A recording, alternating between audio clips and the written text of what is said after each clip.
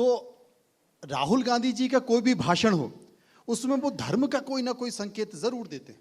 आपने यहां तक तो ला दिया। नहीं, मैंने तो आपसे कहा कि जो धर्म के नाम की ईश्वर की शपथ नहीं लेता वो धर्म की बात करने लगे।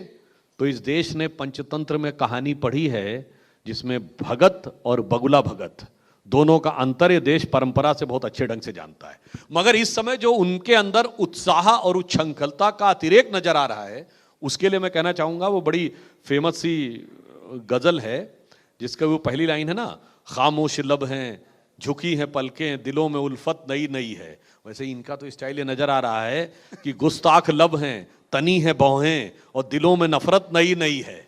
और उसकी जो आखिरी लाइन है वो इनके ऊपर एकदम फिट बैठती है कि जरा सा कुदरत ने क्या नवाजा, जो आके बैठे हो पहली सफ में, अभी से उड़ने लगे हवा में, अभी तो शोहरत नई नई है। शोहरत नई तो अभी नई नई पद मिला है, तो ये कब नई आई गई हो जाए, ये उनको ध्यान रखना चाहिए। सुधांशु जी के बारे में एक चीज बहुत सारे लोगों को पता होगी और कई लोगों को नहीं भी पता होगी, बहुत अच्छे ज्योतिषी हैं आप, कुंडली बहुत अच्छी देखते हैं और आप जिज्ञासु प्रवृत्ति के भी हैं।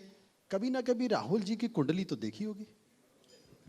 देखिए, जन्म कुंडली देखने की जरूरत ही नहीं जब कर्म कुंडली सामने नजर आ रही है, जो पूरा देश देख रहा है। और जब से राहुल जी का असर नहीं है, ये माइक का असर। नहीं, म्यूजिक सिस्टम का असर है। देखिए, राहुल जी का काल आया है, तब से कांग्रेस के सितारे ऐसे गर्दिश में गिरे हैं कि हम लोग कभी बचपन में सोचते नहीं थे कभी ऐसा भी दिन आएगा कि कांग्रेस को 100 सीटें भी नसीब नहीं होंगी। और स्थिति ये हो रही है कि वो मोदी जी के खिलाफ हाथ धो के पड़े हुए हैं, मगर स्थिति क्या है कि वो पूरी कोशिश के बावजूद मोदी जी लगातार तीसरी बार प्रधानमंत्री बनकर नेहरू जी के रिकॉर्ड की बराबरी कर ले गए। अब वैसे तो एक अर्थों में कहूंगा उससे उनसे आगे निकल गए और ये 44, 52 और 99 पे रुक गए। तो मैं राहुल जी के लिए मोदी जी की तरफ से लाइन कहना चाहूंगा कि दरिया का सारा नशा उतरता चला गया, तू मुझको डुबाता रहा और मैं उभरता चला गया।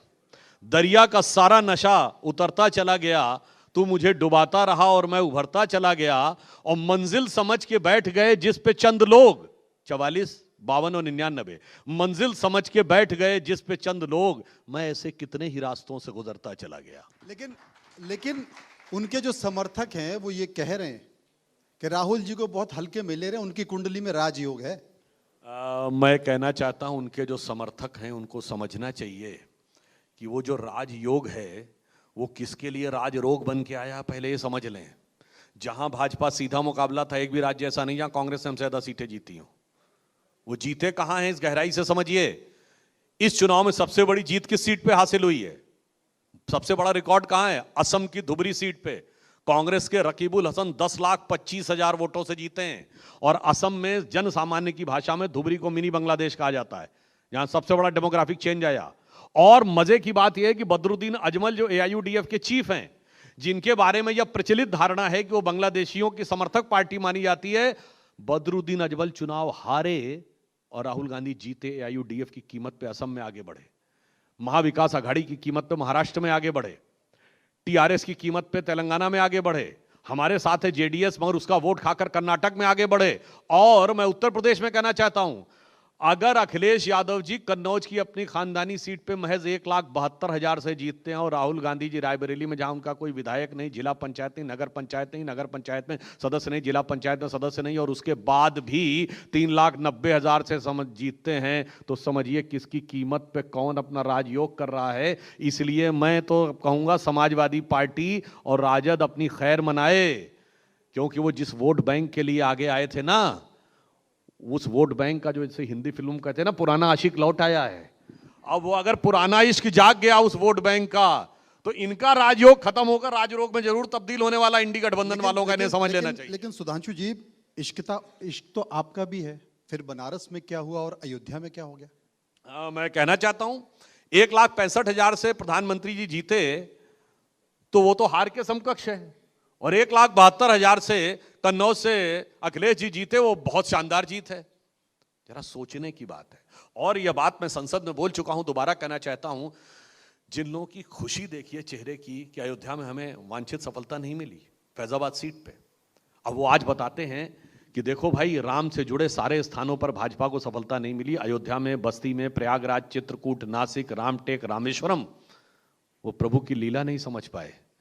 जो पहले कहते थे कि अयोध्या में राम हुए या नहीं इसके सबूत दो, वो आज उत्तर से दक्षिण तक अयोध्या, बस्ती, प्रयागराज, चित्रकूट, नासिक, रामटेक और रामेश्वरम तक सबूत दे रहे हैं। और जहां तक मैं ये भी कहना चाहूंगा, रामायण में भी याद करिए, एक बार भगवान राम को नागपाश लगा था और मूर्छा आई थी, वो प्रभु की लीला थी। सिर्फ वानर सेना की शक्ति जागृत करने के लिए राम विरोधी दल बहुत खुश हो गए थे। और याद करिए, ठीक 30 साल पहले, हम 2024 में बैठे, 1994 में उत्तर प्रदेश में नारा गूंजा था, जब सपा बसपा कांग्रेस आई, सारे मौसेरे भाइयों ने मिलकर सरकार बना ली थी। तब एक नारा गूंजा था, मिले मुलायम काशी राम, हवा में उड़ गए जय श्री राम। तब हमको हवा में उड़ाए थे। 4 साल में हम केंद्र में सरकार बनाए थे। आपने हमने अपने इतिहास नया रच के दिखा दिया था। तो आश्वस्त रहिए, अभी तो आप राम के जो स्थान गिना रहे हैं, अगले 4 साल में हम क्या क्या करने जा रहे हैं। आपने जो कोट किया है वो बड़ा महत्वपूर्ण है, क्योंकि विनय कटियार अयोध्या से चुनाव लड़े थे। तो विनय कटियार जब चुनाव हारे तो उन्होंने इस बात का जिक्र किया कि ये अयोध्या राम की नहीं हुई तो मेरी क्या होगी। ठीक वैसे ही कल्याण सिंह से एक पत्रकार ने पूछा था कि भाई राम मंदिर कब बनाओगे, तो उन्होंने कहा कि इस देश में वोट मस्जिद गिराने से मिलते हैं, मंदिर बनाने से नहीं मिलते। इत्तेफाक रखते हैं? देखिए, मैं एक बात कहना चाहूंगा कि जिसको आप मस्जिद कहते हैं, सुप्रीम कोर्ट ने तो उसको डिस्प्यूटेड स्ट्रक्चर कहा है। यही तो समस्या है, उसको मस्जिद कह के। मैं ईमानदारी से पूछना चाहता हूं, 22-23 दिसंबर 1949 की रात से लेकर 6 दिसंबर 92 तक तो वहां पर बाकायदा मूर्तियां रख के पूजा हो रही थी। तो किस नजरिए से वो मस्जिद थी? 1936 के बाद वहां पर कभी नमाज नहीं हुई। तो क्या आपकी पार्टी के नेताओं की ये गलती थी कि उसे मस्जिद बोलते थे? हम बोलना लोग ही नहीं चाहिए था। हम लोग तो, वो मस्जिद नहीं, वो उनकी महज जिद थी, जिस कारण से उन्होंने पूरे समाज को अपने इस मुकाम तक लाके खड़ा कर दिया कि आखिर में क्या हुआ। अब देखिए, एक बड़ी मजेदार बात है, आप सकारात्मक भाव नकारात्मक भाव देखिए। जो आपने कहा मंदिर मस्जिद के लिए, मैं तो एक बात कहना चाहता हूं, मस्जिद के लिए 5 एकड़ जमीन मिली है, क्यों नहीं लोग कंट्रीब्यूट कर रहे हैं कि वहां पे बड़ी मस्जिद बने? मतलब मंदिर तो बन के तैयार हो गया, ये 5 साल हो गए, शायद उस अकाउंट में 50 करोड़ रुपया भी नहीं आया है। इसका मतलब सृजन के लिए नहीं, विध्वंस के लिए वो लोग साथ में खड़े हुए हैं। और मैं एक और बात भी कहना चाहता हूं, बहुत से लोग, जब तक मंदिर नहीं बना था, जजमेंट नहीं आया था, तो बहुत से ज्ञानदेव पाणे हम लोगों को बताते थे कि वहां अस्पताल बनना चाहिए, वहां स्मारक बनना चाहिए, वहां लाइब्रेरी बनना चाहिए। ये लोग, अब तक मुझे कोई एक दिखाई नहीं पड़ा जो कह रहा मस्जिद के लिए दी गई उस जमीन के ऊपर एक स्मारक बनना चाहिए, एक अस्पताल बनना चाहिए, एक लाइब्रेरी बननी चाहिए। तो आप ये समझ लीजिए, ये किसको किस तराजू पे तौलते हैं और किसको किस तराजू पे तौलते हैं, ये बात बहुत साफ दिखाई पड़ती है। बात मंदिर मस्जिद से निकलकर हलवे तक पहुंच गई है। आप हलवा खा रहे हैं और उस हलवे में ना आदिवासी हैं, ना पिछड़े हैं, ना दलित हैं। भाषण सुना ही होगा आपने। देखिए, पहले तो मैं बताऊं, हलवे की रस्म एक परंपरागत रूप से भारतीय रस्म है, और मेरे दिल में थोड़ा कष्ट भी होता है। ये वो पार्टी है जिसने वो रस्म निभाई। आप लोगों को याद हो, 1998 में अटल जी की सरकार आने से पहले भारत का बजट शाम को 5 बजे आता था। क्यों? क्योंकि अंग्रेजों के जमाने से रस्म चल रही थी कि शाम 5 बजे आएगा। क्यों? क्योंकि ब्रिटेन में 11:30 बजे होते थे और हम ब्रिटिश साम्राज्य के हिस्से थे। 50 साल कांग्रेस के शासनकाल में वो रस्म निभाई गई है। जब हमारी सरकार आई तो चेंज हुआ। जब मोदी जी की सरकार आई तो 28 फरवरी को बजट क्यों आता था? क्योंकि इंग्लैंड में मार्च के महीने के बाद जब बर्फ पिघलती है तो स्थितियां इस लायक होती हैं कि काम किया जा सके। हमारे मौसम के हिसाब से तो जून में मानसून आ जाता है, तो हमारे लिए तो यह कि जो पैसा दिया जाए वो सब मदों में मई तक पहुंच जाए, इसलिए मोदी जी ने उसको 1 फरवरी से शुरू किया। और जहां तक हलवे की बात कहना चाहता हूं, पता नहीं उनको जानकारी नहीं है। हमारे वित्त राज्य मंत्री तो खड़े दिख रहे थे, पंकज चौधरी जी, वो ओबीसी हैं, दिखता नहीं है। सबसे बड़ा ओबीसी प्रधानमंत्री नहीं दिखता, ओबीसी मंत्री नहीं दिखता। और मैं दूसरा पूछना चाहता हूं, 70 साल से आप हलवा खा रहे थे और ओबीसी को बलुआ खिला रहे थे। 1953 में काका कालेलकर कमेटी की रिपोर्ट बनी, 55 में रिपोर्ट आई, 77 तक आपकी सरकार आई। 22 साल ओबीसी ने खाया बलुआ, आपने खाया हलवा।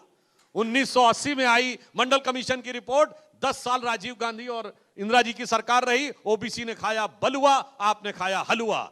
अब 4 पीढ़ी हलवा खाकर स्थिति हो गई। मैं पूछना चाहता हूं, 2014 में इनकी कैबिनेट में कितने ओबीसी थे? वीरप्पा मोइली के अलावा कोई नाम बताएं।